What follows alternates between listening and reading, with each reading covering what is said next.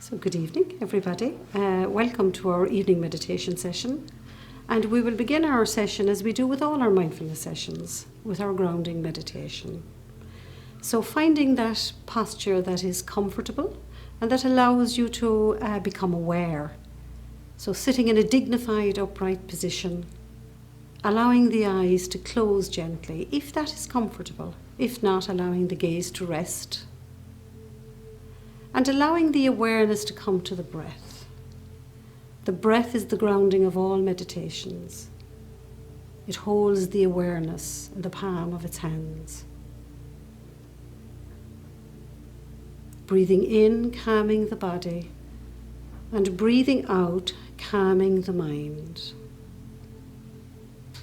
Of course, the mind wants to wander. That's what the mind has been trained to do. The mind is always busy. You are merely asking the mind to step away from autopilot and allowing it to come to the awareness of the breath.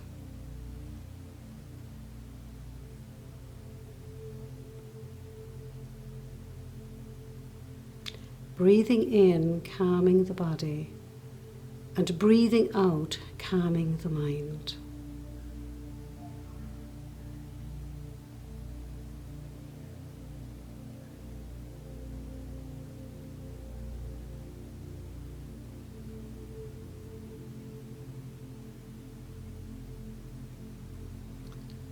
As we begin our session this evening, Father Michael has asked us to pay some attention and become aware of our environment.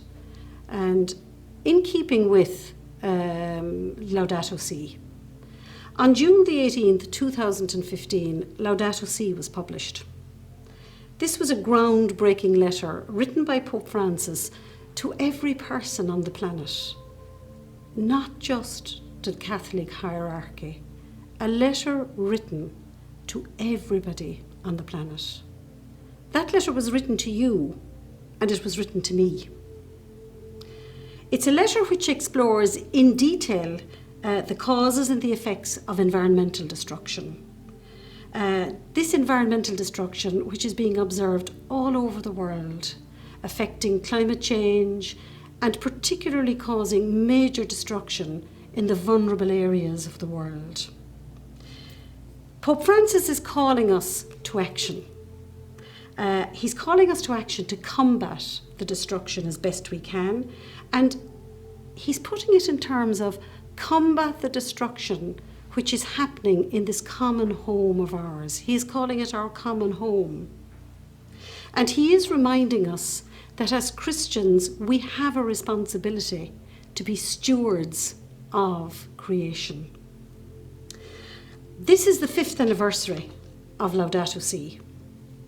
And we are being asked, particularly by Trócaire, who are very aware through their humanitarian efforts, to celebrate the season of creation through personal efforts, through community efforts, and through parish efforts. In our communities, we may do so in our homes, in our schools, and in our workplaces. But we are very definitely being asked to a call to action. So how did it all begin? The galaxy we live in is spinning at an incredible speed of 490,000 miles per hour. 490,000 miles per hour.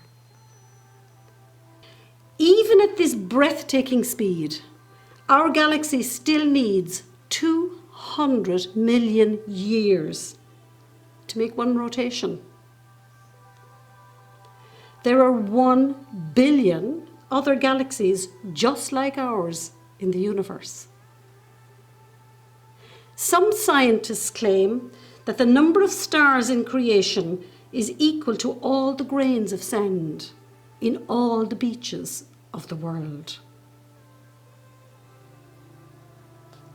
This makes the world we live in rather minuscule. So where did it all come from?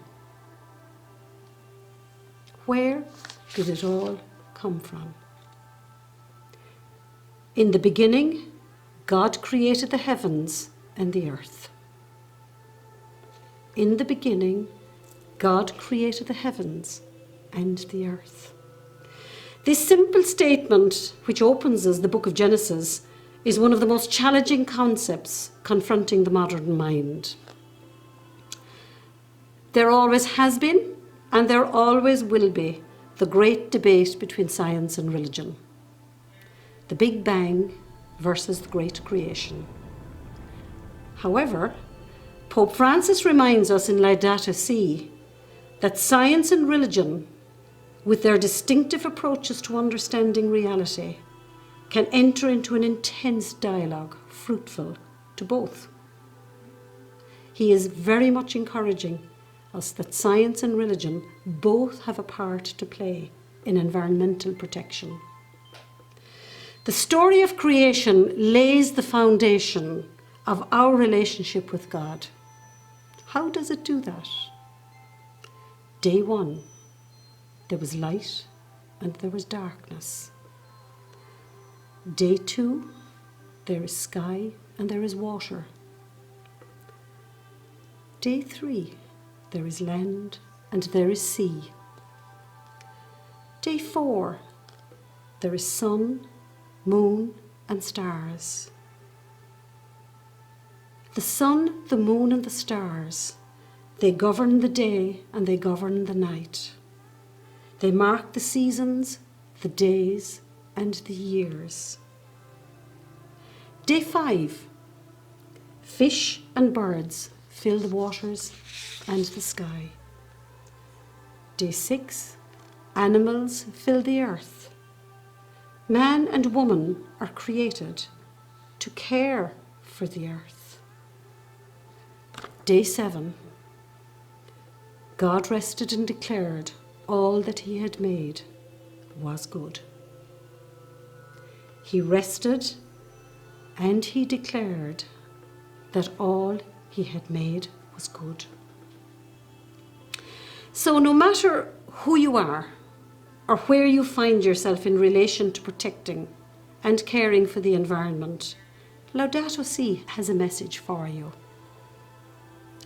We are all aware of the profound destruction being imposed on all aspects of the environment. We seem to think that we can substitute this irreplaceable beauty with something we make instead. How naive we are. To protect and care for something of value, we must know it, we must appreciate it, we must respect it, and we must build a relationship with it. So with creation, we need to know it, we need to appreciate it, we need to respect it, and we need to build a relationship with it. Pope Francis says, in calling to mind St. Francis of Assisi, we come to realize that a healthy relationship with creation is one dimension of overall personal conversion. And right now, we need a conversion to prevent the environmental destruction which is happening on this planet. Building a healthy relationship, appreciate it, know it, respect it, build a relationship with it. When did you last hear a bird sing? When did you last see the sun go down as it creates a red sky at night? When did you last feel the breeze of the cool day against your skin? When did you last smell the fragrance of a rose? When did you last taste and appreciate the purity of clean water? These are the opportunities that are passing you and your awareness by day. The many opportunities which are there to help us build a relationship with creation. I would like to invite you to use your practice and your mindfulness skills over the coming season of creation to rebuild that relationship, to appreciate and enjoy the beauty of the world we live in, to cultivate gratitude for the world we live in, and to step out of autopilot ever so often just to become aware of the immense treasure we're in charge of. So we might do this through mindfulness. So for those who are not very familiar with mindfulness, let me just give you a definition of mindfulness. And for those of you who are used to mindful practice, let me just revise exactly what are you doing. What is it? Mindfulness is just becoming aware in the moment of what exactly is happening around you.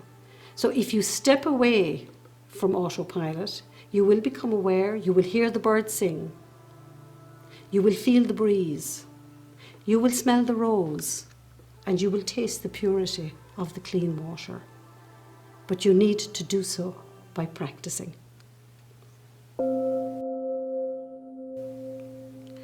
Allowing our awareness to come to the breath with the sound of the bell, let us begin our meditation, paying attention to our posture, sitting in the dignified upright position. Sitting in the dignified upright position allows us to become aware. It creates the intention to meditate. So just finding that position and noticing what that position feels like right now. Allowing the eyes to close gently if that feels comfortable. If not, allowing the eyes and the gaze to rest. Maybe on the floor, maybe on a fixed point in the window, whatever. There's no right, there's no wrong. And gently allowing the awareness to come to the breath. The breath is the anchor of all meditation. Noticing the in-breath and noticing the out-breath. This might be the first time today you noticed you were breathing. We rarely notice we're breathing because we do it on autopilot most of the time. So just allowing the awareness to be the cushion, just to cushion it on the breath.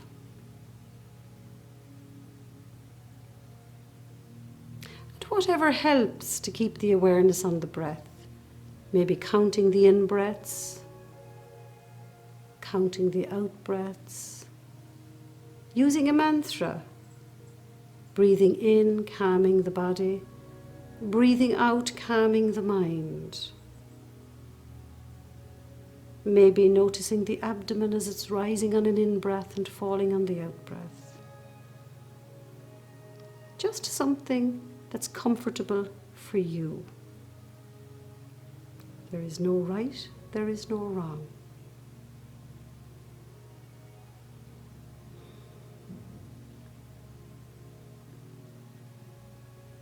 Noticing the stillness and the silence right now. Of course, there may be distraction. That's what the world is about. There may be the noise of a phone. There may be a doorbell ringing. There may be a television. That's okay too. Just noticing sound. As we notice, but not let the mind wander off with the sound.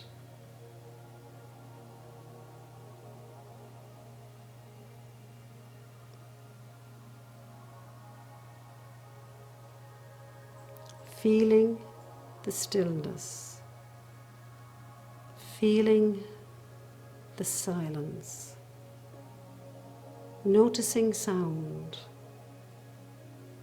We are merely creating a space to become aware. That's all we are doing as we practice.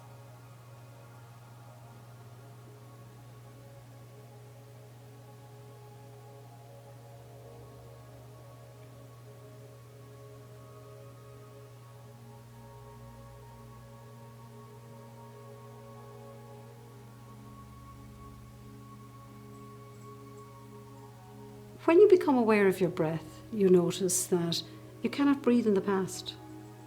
You cannot breathe in the future. You can only breathe in this present moment.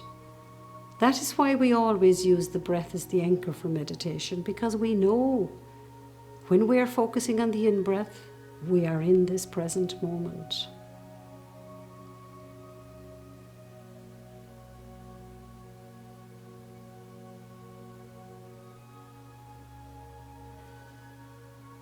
So becoming aware through the sound of the bell, as we bring the meditation to a close, allowing the eyes to open gently and allowing the awareness to come back to this present moment, back to the room where we might be sitting right now.